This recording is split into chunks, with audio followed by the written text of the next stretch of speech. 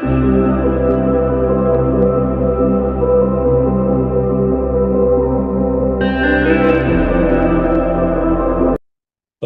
ಪ್ರೀತಿಯುಳ್ಳ ನಮ್ಮ ಸ್ವರ್ಗೀಯ ತಂದೆಯಾದಂಥ ದೇವರೇ, ಈ ದಿನ ನಮ್ಮ ಜೊತೆ ಯಾವುದನ್ನ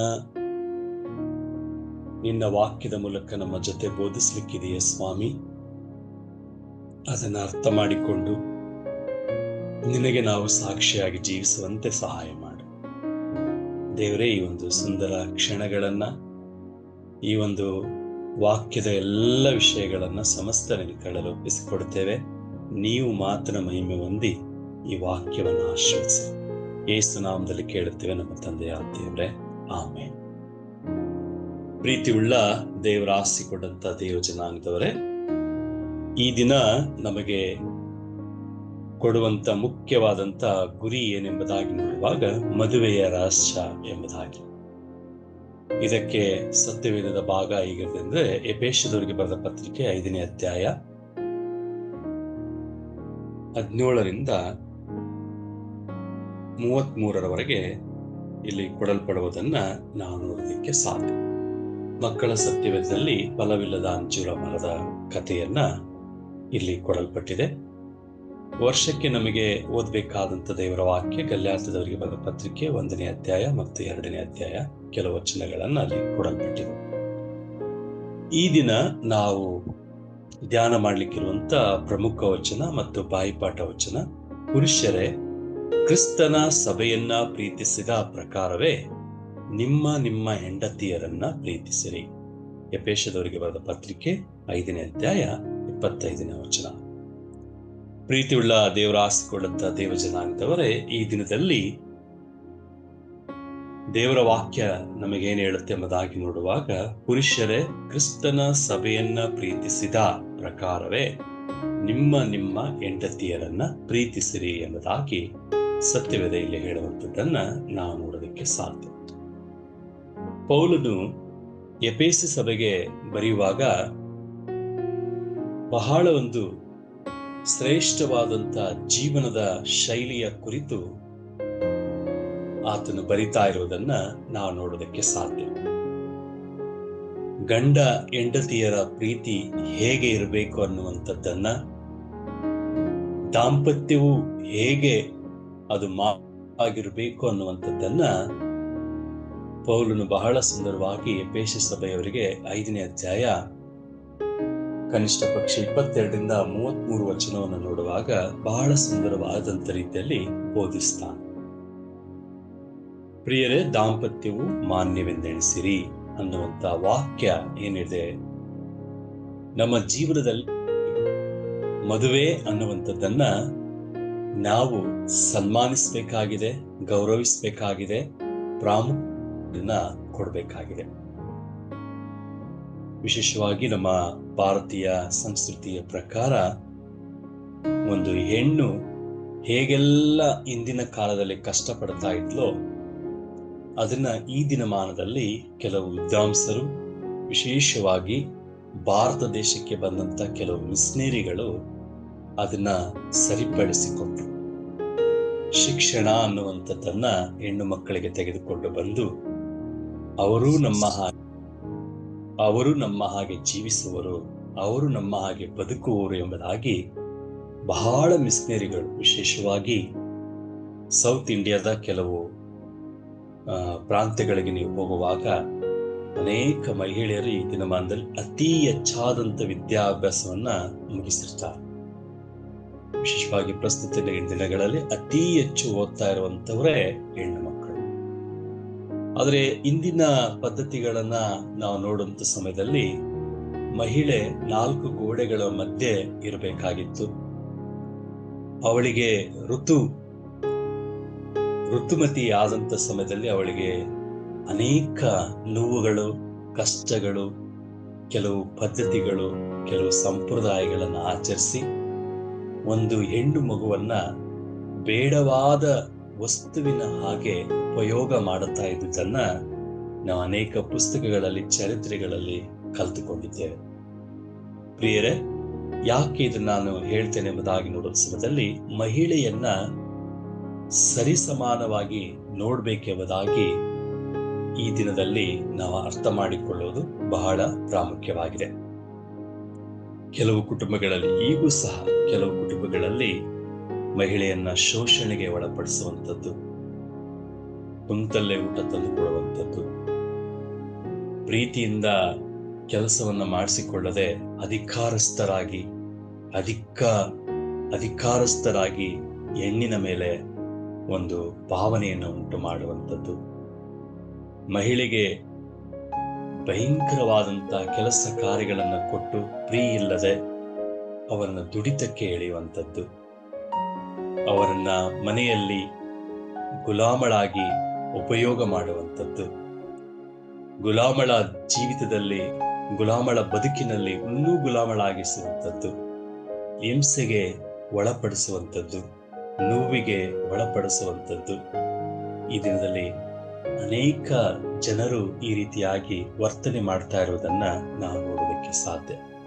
ಕ್ರಿಸ್ತನಲ್ಲಿ ಪ್ರಿಯರೇ, ಆದರೆ ಒಬ್ಬ ಕ್ರೈಸ್ತನಿಗೆ ಎಫೆಸ ಸಭೆ ಏನು ಹೇಳುತ್ತೆ ಎಂಬುದಾಗಿ ನೋಡುವಾಗ ಪೌಲನು ಬರೆಯುವಾಗ ಒಂದು ಸುಂದರವಾದಂತ ಮಾತನ್ನು ಹೇಳ್ತಾರೆ. ಏನಂತಂದ್ರೆ, ಪುರುಷರೇ, ಕ್ರಿಸ್ತನು ಸಭೆಯನ್ನ ಪ್ರೀತಿಸಿದ ಪ್ರಕಾರವೇ ನಿಮ್ಮ ಹೆಂಡತಿಯರನ್ನ ಪ್ರೀತಿಸಿರಿ. ಕ್ರಿಸ್ತನು ನಿಮ್ಮನ್ನ ಪ್ರೀತಿಸಿದ ಹಾಗೆ ನೀವು ಸಹ ಏನ್ ಮಾಡ್ರಿ ಎಂಬುದಾಗಿ ನೋಡುವಾಗ ನಿಮ್ಮ ಹೆಂಡತಿಯನ್ನ ಪ್ರೀತಿಸಿರಿ ಎಂಬುದಾಗಿ ಸತ್ಯವೇದ ಇಲ್ಲಿ ನಮಗೆ ಕಲಿಸಿಕೊಡುವಂಥದ್ದನ್ನ ನಾವು ನೋಡೋದಕ್ಕೆ ಸಾಧ್ಯ.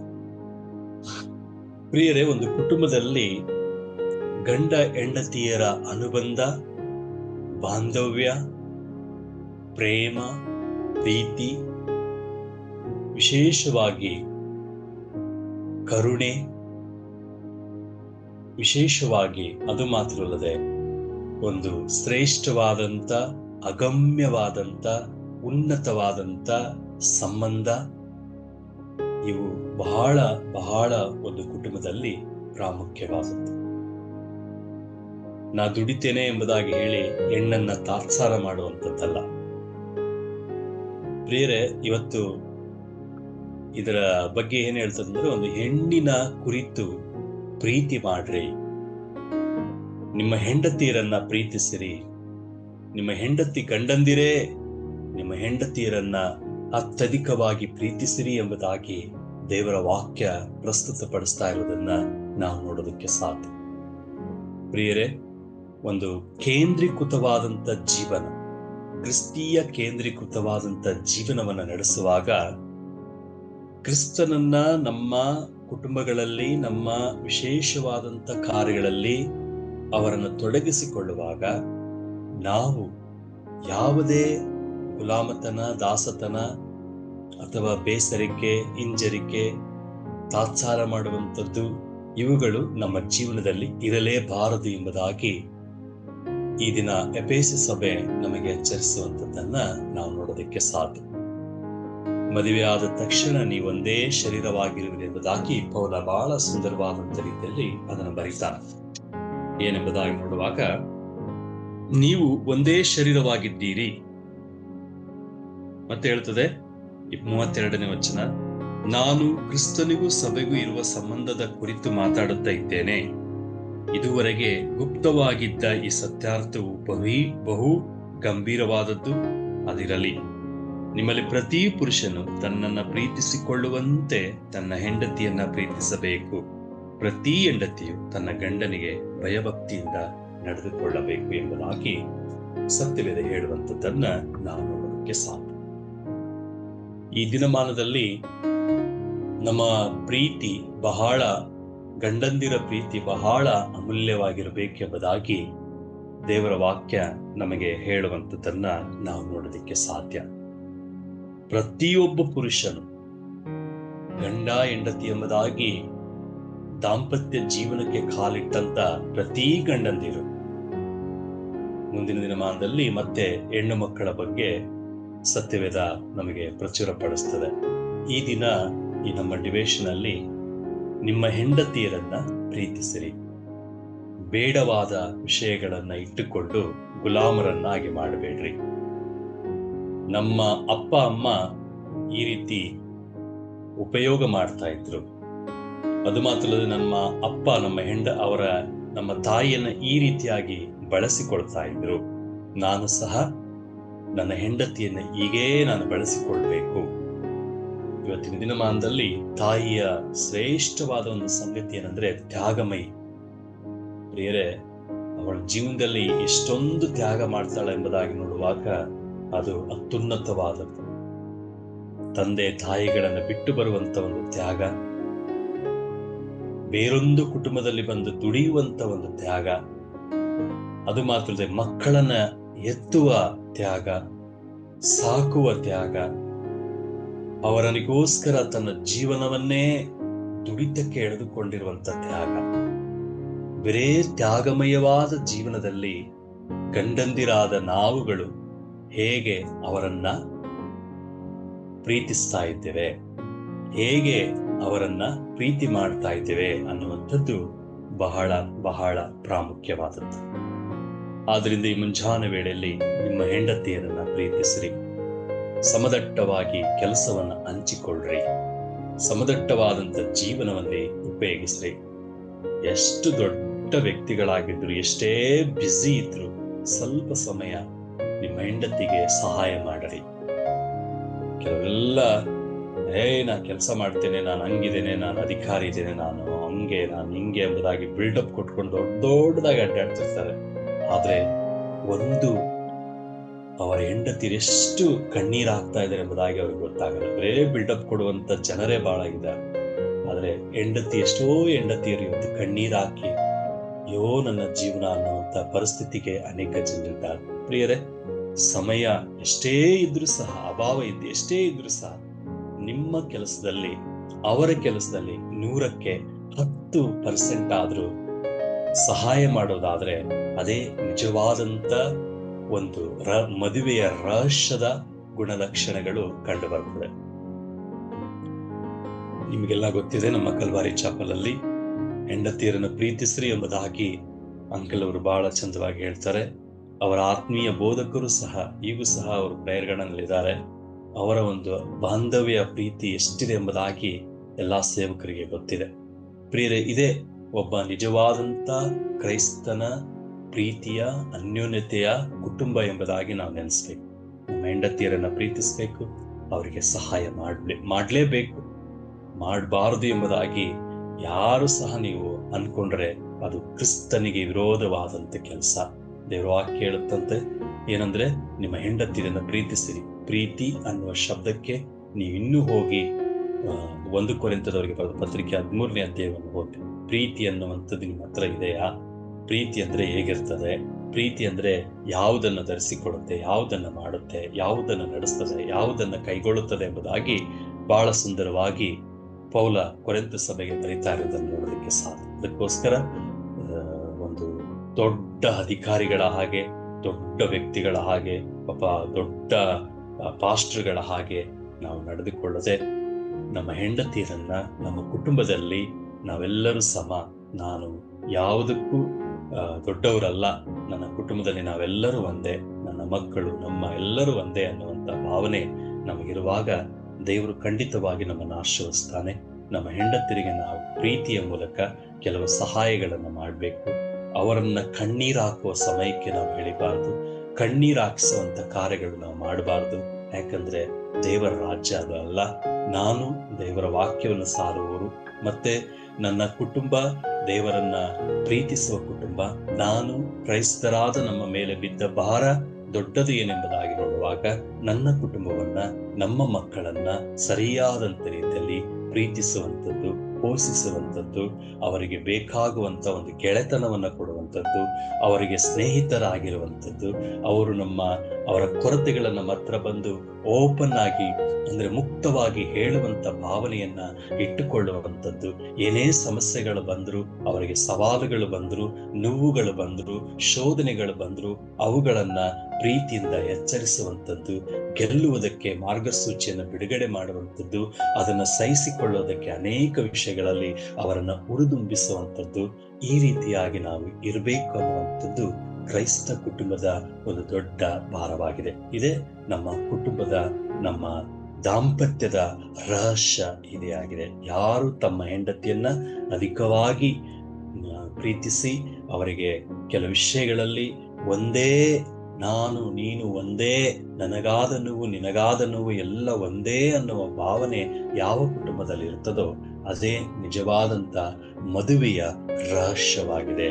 ಅದೇ ಗಂಡ ಹೆಂಡತಿಯಲ್ಲಿ ಬಂದಂತ ಒಂದು ಶ್ರೇಷ್ಠವಾದ ಸಂಬಂಧವಾಗಿದೆ ಎಂಬುದಾಗಿ ಇಲ್ಲಿ ಹೇಳುವಂಥದ್ದನ್ನು ನೋಡಲಿಕ್ಕೆ ಸಾಧ್ಯ. ಪ್ರಿಯರು, ನಮ್ಮ ಜೀವನಕ್ಕೆ ಅನ್ವಯಿಸುವ ಕಾರ್ಯಗಳೇನೆಂದ್ರೆ ಪರಸ್ಪರ ಸಲ್ಲಿಕೆಯನ್ನ ಅಭ್ಯಾಸ ಮಾಡ್ರಿ.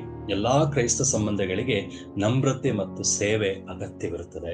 ನಮ್ಮನ್ನ ನಾವು ತಗ್ಗಿಸಿಕೊಳ್ಬೇಕು. ನಮ್ರತೆ ಅನ್ನುವಂಥದ್ದನ್ನು ನೋಡುವಾಗ ಯೇಸು ಸ್ವಾಮಿ ಹೇಗೆ ತನ್ನ ಶಿಷ್ಯರ ಕಾಲುಗಳನ್ನು ತೊಳೆದನೋ ಹಾಗೆ ನಮ್ಮ ಕುಟುಂಬದಲ್ಲಿ ನಾವು ನಮ್ರತೆಯಿಂದ ಶುದ್ಧತೆಯಿಂದ ಇರಬೇಕು. ಎರಡನೇದಾಗಿ ಗಂಡನ್ ಪ್ರೀತಿಯಲ್ಲಿ ಮುನ್ನಡೆಸರಿ. ನಾಯಕತ್ವ ಎಂದರೆ ತ್ಯಾಗ, ಸೇವೆ ಮತ್ತು ಕಾಳಜಿ. ಬೇರೆ ನಾಯಕರು ಅಂದ್ರೆ ಬಿಲ್ಡಪ್ ನಾಯಕರಲ್ಲ. ನಾವು ಪ್ರೀತಿ, ಸಂತೋಷ, ಸಮಾಧಾನ, ತ್ಯಾಗ, ಸೇವೆ, ನಾಯಕತ್ವ ಇವುಗಳನ್ನೆಲ್ಲ ನಾವು ಧರಿಸಿಕೊಳ್ಳುವಾಗ ದೇವರು ಖಂಡಿತವಾಗಿ ನಮ್ಮನ್ನು ಆಶೀರ್ವದಿಸ್ತಾನೆ. ಪ್ರಿಯ ದಿನದಲ್ಲಿ ಸುವಾರ್ತಿಕರ ಜೀವನವನ್ನು ನೋಡುವಾಗ ಎಡ್ವರ್ಡ್ ಜಿ ಯಂಗ್ ಎಂಬುದಾಗಿ ಅವರ ಹೆಸರು. ವೆಸ್ಟ್ ಮಿನಿಸ್ಟರ್ ಥಿಯಾಲಜಿಕಲ್ ಸೆಮಿನರಿಯಲ್ಲಿ ಪ್ರಸಿದ್ಧ ಹಳೆ ಒಡಂಬಡಿಕೆ ವಿದ್ವಾಂಸರು, ಅಂದ್ರೆ ಓಲ್ಡ್ ಟೆಸ್ಟಿಮೆಂಟ್ ಬೋಧನೆ ಮಾಡುವಂತ ಒಬ್ಬ ಶ್ರೇಷ್ಠ ಬೋಧಕರಿವರಾಗಿದ್ದರು. ಅವರ ಜೀವನದಲ್ಲಿ ಏನಂದ್ರೆ ಸತ್ಯವೇದದ ಒಂದು ಕೆಲವು ಅಧಿಕಾರಸ್ಥವಾದಂತ ರಕ್ಷಿಸಲಿಕ್ಕೆ ತಕ್ಕಾದ ತಮ್ಮ ಜೀವನವನ್ನೇ ಅವರು ಮುಡುಪಾಗಿಟ್ರು. ದೇವರ ವಾಕ್ಯದಲ್ಲಿ ಅವರ ಎಚ್ಚರಿಕೆ, ಪಾಂಡಿತ್ಯ ಮತ್ತು ಆಳವಾದ ಗೌರವಕ್ಕೆ ಇವರು ಹೆಸರುವಾಸಿ ಆಗ್ತಾರೆ. ಹಳೆ ಒಡಂಬಡಿಕೆಯ ಪರಿಚಯ ಬಹಳ ಸುಂದರವಾಗಿ ಅವರ ಜೀವಿತ ಕಾಲದಲ್ಲಿ ಅವರು ಚೆನ್ನಾಗಿ ಬೈಬಲ್ ಕಾಲೇಜುಗಳಲ್ಲಿ ಶ್ರೇಷ್ಠವಾದಂತ ರೀತಿಯಲ್ಲಿ ಅವರು ಬೋಧನೆ ಮಾಡಿದ್ರು. ಅನೇಕ ಕೃತಿಗಳನ್ನು ಬರೆದ್ರು. ಮತ್ತೆ ಹಳೆ ಒಡಂಬಡಿಕೆಯನ್ನ ಅದ್ಭುತವಾಗಿ ಬೋಧನೆ ಮಾಡಿದಂತ ಒಬ್ಬ ಶ್ರೇಷ್ಠ ಸೇವಕರು ಇವರಾಗಿದ್ದಾರೆ. ಇವರ ಒಂದು ವಿಶೇಷವಾಗಿ ಇವರ ಜೀವನದಲ್ಲಿ ಒಂದು ಅಡಿಪಾಯ ಅಂದ್ರೆ ದೇವರು ವಾಕ್ಯವನ್ನ ಸರಿಯಾದಂತ ರೀತಿಯಲ್ಲಿ ನಂಬಬೇಕು, ಪರಂಪರೆ ಮತ್ತು ಪರಿಶುದ್ಧವಾಗಿ ಅದನ್ನ ಆಚರಣೆ ಮಾಡಬೇಕು. ದೇವರು ನಮಗಾಗಿ ಕೊಟ್ಟಂತ ಪ್ರತಿ ಒಂದೊಂದು ವಾಕ್ಯದ ಭಾಗವನ್ನ ಪ್ರೀತಿಯಿಂದ ಅದನ್ನ ನಾವು ಕೇಳುವುದು ಮಾತ್ರವಲ್ಲದೆ ಅದನ್ನು ನಡೆಯುವರಾಗಿರ್ಬೇಕೆಂಬುದಾಗಿ ಸತ್ಯದ ಮೇಲೆ ಬಹಳ ದೃಢವಾಗಿ ನಿಂತಿದ್ರು. ಇದನ್ನ ಮಾಡಲೇಬೇಕು, ಇದು ಸತ್ಯವಾದದ್ದು ಅನ್ನುವಂಥದ್ದನ್ನ ಅವರು ಹುಟ್ಟು ಹಾಕಿದಂತ ಒಬ್ಬ ಶ್ರೇಷ್ಠ ಮಿಸ್ನೇರಿ ಆದಂತ ಎಡ್ವರ್ಡ್ ಜೆ ಯಂಗ್ ಅವರ ಜೀವನದಿಂದ ನಾವು ಅರ್ಥ ಮಾಡಿಕೊಳ್ಳೋದಕ್ಕೆ ಸಾಧ್ಯ. ಪ್ರಿಯರೇ, ಒಬ್ಬ ದೈವಶಾಸ್ತ್ರದ ವ್ಯಕ್ತಿಯಾಗಿದ್ದಾಗ ಹಳೆ ಒಡಂಬಡಿಕೆ ಭಾಗವನ್ನ ಟೀಚ್ ಮಾಡುವಂತ ಈ ವ್ಯಕ್ತಿ ತಮ್ಮ ಜೀವನದಲ್ಲಿ ಸತ್ಯವೇದದ ಮೇಲೆ ದೃಢವಾಗಿ ನಿಂತರು. ಇವತ್ತು ನಮ್ಮ ಜೀವನದಲ್ಲಿ ಸತ್ಯದ ಮೇಲೆ ನಾವು ದೃಢವಾಗಿ ನಿಲ್ಬೇಕು. ವಾಕ್ಯವಾಗಿ ನಾವು ಹೇಳ್ಬೇಕೆ ಹೊರತು ವಾಕ್ಯವನ್ನ ಬೇರೆ ರೀತಿಯಾಗಿ ನಮಗೆ ತಕ್ಕ ಹಾಗೆ ಸ್ವನೀತಿಯನ್ನ ಉಪಯೋಗಿ ಬೋಧನೆ ಮಾಡದೆ ದೇವರ ವಾಕ್ಯ ಏನ್ ಹೇಳುತ್ತೆ ಅದರ ಹಿಂದೆ ಮುಂದೆ ಅದನ್ನು ಸರಿಯಾದಂತ ರೀತಿಯಲ್ಲಿ ಬೋಧಿಸುವವರು ನಾವಾಗಿರ್ಬೇಕೆಂಬುದಾಗಿ ಎಡ್ವರ್ಡ್ ಜೆ ಯಂಗ್ ಅವರ ಮೂಲಕ ನಾವು ಅರ್ಥ ಮಾಡಿಕೊಳ್ಳಿಕ್ಕೆ ಸಾಧ್ಯ ಉಂಟು ಪ್ರಿಯರೇ. ಅದರಿಂದ ಈ ಮುಂಜಾನ ವೇಳೆಯಲ್ಲಿ ದೇವರ ಸಮ್ಮುಖದಲ್ಲಿ ಕೂಡಿ ಬಂದಂತ ನಾವು ನಮ್ಮ ಹೆಂಡತಿಯರನ್ನ ಪ್ರೀತಿ ಮಾಡೋಣ. ಅದು ಮಾತ್ರವಲ್ಲದೆ ಇಲ್ಲಿ ಕೆಲವು ಯವನಸ್ಥರು ಸಹ ನೀವಿರ್ಬೋದು. ನಿಮ್ಮ ಹೆಂಡತಿಯರಿಗಾಗಿ, ನಿಮ್ಮ ಗಂಡಂದಿರಿಗಾಗಿ ಅಧಿಕವಾಗಿ ಪ್ರಾರ್ಥನೆ ಮಾಡಿ ಪಡೆದುಕೊಳ್ಳ್ರಿ. ಮುಂದೆ ನಿಮ್ಮ ಕುಟುಂಬ ಬಹಳ ಅದ್ಭುತವಾಗಿ ಇರ್ತದೆ. ಪ್ರಿಯರೇ, ನಾವು ನಮಗೆ ಕೊಡಲ್ಪಟ್ಟಂತ ಹೆಂಡತಿಯರನ್ನ ಪ್ರೀತಿಸೋಣ. ಅಂಕಲ್ ಅವರು ಯಾವಾಗ್ಲೂ ಒಂದು ಮದುವೆ ಮಾಡುವಂತ ಸಮಯದಲ್ಲಿ ಒಂದು ಸುಂದರವಾದಂತ ಮಾತನ್ನು ಹೇಳ್ತಾರೆ. ನಿನ್ನ ಜೀವನದಲ್ಲಿ ನಿನ್ನ ಹೆಂಡತಿಯೇ ಶ್ರೇಷ್ಠವಾದ ಹೀರೋನಿ. ಅದೇ ತರ ನಿನ್ನ ಹೆಂಡತಿಗೆ ಹೇಳೋದೇನೆಂದ್ರೆ ಈ ಲೋಕದಲ್ಲಿ ನಿನ್ನ ಗಂಡನೇ ಶ್ರೇಷ್ಠವಾದಂತ ಹೀರೋ. ಇದು ನಾವು ಆಚರಿಸಿಕೊಳ್ಬೇಕು. ನಮ್ಮ ಬದುಕಿನಲ್ಲಿ ಇದನ್ನ ದೃಢಪಡಿಸಿಕೊಳ್ಬೇಕು. ನಮ್ಮ ಮದುವೆ ರಹಸ್ಯ ಏನಂದ್ರೆ ನನ್ನ ಹೆಂಡತಿಯೇ ನನಗೆ ಶ್ರೇಷ್ಠವಾದಂತ ಹೀರೋನಿ. ಅದೇ ತರ ಹೆಂಡತಿಯೇ ನನ್ನ ಗಂಡನೇ ನನಗೆ ಶ್ರೇಷ್ಠವಾದಂತ ಹೀರೋ. ಈ ಭಾವನೆಯನ್ನ ನಾವಿಟ್ಟುಕೊಳ್ಬೇಕು. ನನ್ನ ಹೆಂಡತಿಯನ್ನ ಗಂಡತಿರಂತ ನಾವು ನಮ್ಮ ಹೆಂಡತಿರನ್ನ ಪ್ರೀತಿ, ಸಹನೆ, ಸಲುವೆಯಿಂದ ಪ್ರೀತಿಸೋಣ. ಅವರಿಗೆ ನಮ್ಮ ಶರೀರ, ಆತ್ಮ, ಪ್ರಾಣಗಳನ್ನ ದೇವರಿಗೆ ಅರ್ಪಿಸುತ್ತಾ ಅವರ ಬದುಕನ್ನ ನೈಜವಾದಂತ, ಶ್ರೇಷ್ಠವಾದಂತ, ಸತ್ಯವಾದಂತ ಕುಟುಂಬವನ್ನ ಕಟ್ಲಿಕ್ಕಾಗುವಂತೆ ದೇವರು ತಾನೇ ಈ ವಾಕ್ಯಗಳನ್ನ ಆಶೀರ್ವದಿಸಲು ಪ್ರಾರ್ಥನೆ ಮಾಡಿಕೊಳ್ಳೋಣ. ಪುರುಷರೇ, ಕ್ರಿಸ್ತನ ಸಭೆಯನ್ನ ಪ್ರೀತಿಸಿದ ಪ್ರಕಾರವೇ ನಿಮ್ಮ ಹೆಂಡತಿಯರನ್ನ ಪ್ರೀತಿಸಿರಿ ಎಂಬುದಾಗಿ ಪೌಲನು ಎಫೆಸದವರಿಗೆ ಬರೆದ ಹಾಗೆ ಸ್ವಾಮಿ ಈ ದಿನ ನಮಗಾಗಿ ಈ ವಾಕ್ಯವನ್ನು ಕೊಟ್ಟಿದ್ದಕ್ಕಾಗಿ ಸ್ತೋತ್ರ. ನಮ್ಮ ಹೆಂಡತಿಯರನ್ನ ನಾವು ಪ್ರೀತಿಸಬೇಕು. ಮುಂಬರುವಂತ ನಮ್ಮ ಗಂಡಂದಿರನ್ನ, ಮುಂಬರುವಂತ ನಮ್ಮ ಹೆಂಡತಿಯರನ್ನ, ಯವನಸ್ಥ ಮಕ್ಕಳು ಹಾಗೆ ಪ್ರಾರ್ಥನೆ ಪೂರ್ವಕವಾಗಿ ಪಡೆದುಕೊಳ್ಳುವಂತೆ ಸಹಾಯ ಮಾಡಿ. ವಿಶೇಷವಾಗಿ ಈ ದಿನದಲ್ಲಿ ಕರ್ತನೆ, ನಮ್ಮ ಹೆಂಡತಿಯರನ್ನ ಅವರ ತ್ಯಾಗವನ್ನು ನೆನೆಸಿ ದೇವರು ನಮ್ಮನ್ನ ಒಂದೇ ಶರೀರವಾಗಿ ರೂಪಿಸಿದ್ದಾರೆ. ಆ ಶರೀರಕ್ಕೆ ನೋವಾದ್ರೆ ನಮಗೂ ನೋವಾಗುತ್ತೆ ಅನ್ನುವಂಥ ಭಾವನೆಯನ್ನು ಇಟ್ಟುಕೊಂಡು ನಮ್ಮ ಕುಟುಂಬಗಳನ್ನ ಸರಿಯಾದಂತ ರೀತಿಯಲ್ಲಿ ಕಟ್ಟಿಕೊಳ್ಳುವಂತೆ ಸಹಾಯ ಮಾಡಿ. ದೇವರೇ, ಈ ದಿನವನ್ನ ಸಮಸ್ಯೆ ಕರಳಲ್ಲಿ ಕೊಡ್ತೇವೆ. ಈ ದಿನಕ್ಕೆ ಬೇಕಾದಂತ ಆರೋಗ್ಯವನ್ನ, ಸಮಾಧಾನ, ನೆಮ್ಮದಿಯನ್ನು ಕೊಡು. ಈ ದಿನವೆಲ್ಲ ನಮ್ಮ ಜೊತೆ ಇದ್ದು ಕೈ ಹಿಡಿದು ಕಾಪಾಡು. ವಿಶೇಷವಾಗಿ ನಮ್ಮ ಕಲ್ವಾರಿ ಚಪ್ಪಲ್ ಸಂಸ್ಥೆಯ ಮುಖ್ಯಸ್ಥರನ್ನ, ಪ್ರತಿಯೊಬ್ಬೊಬ್ಬರನ್ನ ಹೆಸರಾಗಿ ಆಶೀರ್ವಾದ ಮಾಡಿ. ಅವರಿಗಿರುವಂತ ಎಲ್ಲ ಕೊರತೆಗಳನ್ನ ತೆಗೆದುಹಾಕಿ ವಿಶೇಷವಾಗಿ ಈ ಸಂಸ್ಥೆ ಇನ್ನೂ ಅಧಿಕವಾಗಿ ಕ್ರಿಸ್ತೀಯ ಬದುಕನ್ನ ಅನೇಕರಿಗೆ ಕಲಿಸಿಕೊಡುವಂತೆ ಸಹಾಯ ಮಾಡಿ ನಡೆಸಬೇಕಾಗಿ ನಮ್ಮ ಪ್ರಭು ರಕ್ಷಕನು ಒಡೆಯನಾದ ಯೇಸು ಕ್ರಿಸ್ತನ ಪವಿತ್ರವುಳ್ಳ ನಾಮದಲ್ಲಿ ಕೇಳುತ್ತೇವೆ ನಮ್ಮ ತಂದೆಯಾದ ದೇವರೇ. ಆಮೆನ್.